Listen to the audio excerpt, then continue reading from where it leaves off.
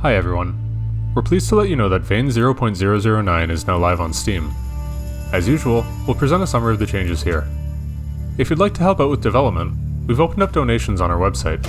Check the video description for a link to our monthly expenses, as well as information about donations. Let's get into the changelog. We've started work on Saranac, the second town in Vane. It will include a school, an archery shop, hardware stores, a church, and some restaurants. It's not complete as of this update, but we're progressing every day.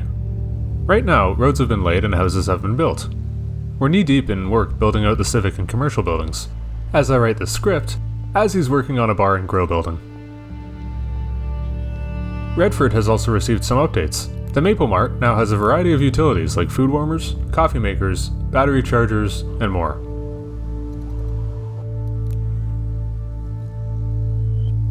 We've added a Mosin Nagant rifle, which badly needs bolt action animations. Weapons now have per weapon melee tiredness, so heavier melee weapons will cause you to become more tired from use.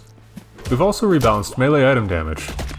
In general, we've tweaked a lot of item stats, from how much cooked food satisfies hunger, to antidepressants treating stress, to antibiotics treating wound infections.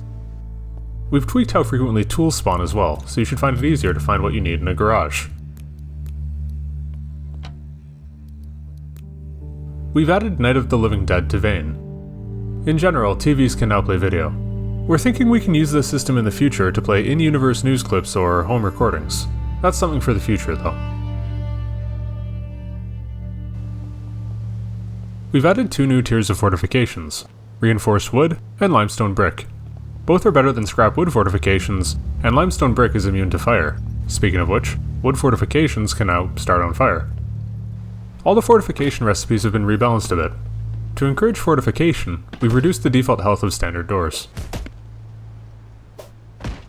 To smelt limestone bricks, we've added a new type of workbench, the furnace. Place fuel in the furnace, light it with a lighter, and the internal temperature will increase. Place concrete paste in the furnace and it will become limestone bricks over time. Touch the furnace while it's still hot though, and you'll get 4th degree burns.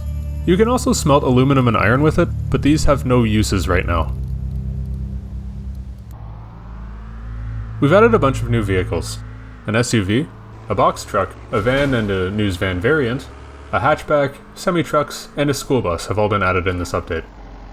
In case your vehicle gets stuck, we've added the ability for you to push vehicles forward slightly. We've also drastically changed vehicle handling. Vehicles now are much more snappy with turning and braking if the ground's dry. In inclement weather, vehicles will slide just like they did in 0.008. There's now an item selection interface that pops up when you want to use an item with something in the world. For example, to use a debit card on an ATM, you would have to open your inventory and select the debit card, then use the item from there, all while looking at the ATM. Now you just use the ATM. We added tracker items, which essentially broadcast their location to your compass. Whether these are on a player, in a vehicle, or in a container, they'll track whatever they're attached to. We added a health indicator on stuff that's damageable. That way you can see if you're actually causing damage to things or not. Zombies can now sleep. Be careful when walking around corpses, as you might confuse the two. We also added a fresh new blood effect to them, which, in my opinion, improves their visual quality. Speaking of gore, we've added some new items to the game. We've overhauled environmental water. Water in the world now has a post-process effect, has a sound, and muffles sound when you're underwater. We've also re-added ice during winter. During the cold season, rivers and lakes freeze over, and you can walk on them. Lighting in post-processing has been rebalanced to decrease contrast, so you can now see at night.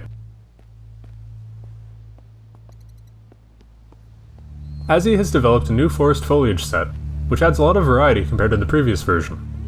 We also added an autumn effect, which causes leaves and grass to turn shades of orange and red during the fall months. Fluid and gas containers now have realistic weights. We added densities to all of the fluid and gas in the game, so containers now take this into account. A cup of coffee weighs more than a cup of rubbing alcohol.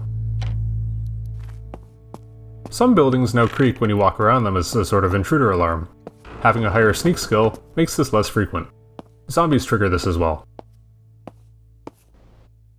Apart from that, there are a ton of bug fixes and smaller features that made it into this release as usual. For the full changelog, check the release announcement on Steam. The link is in the description. If you have yet to wishlist Vane, we recommend it, also in the description. Thanks for watching, and we'll see you on the next one.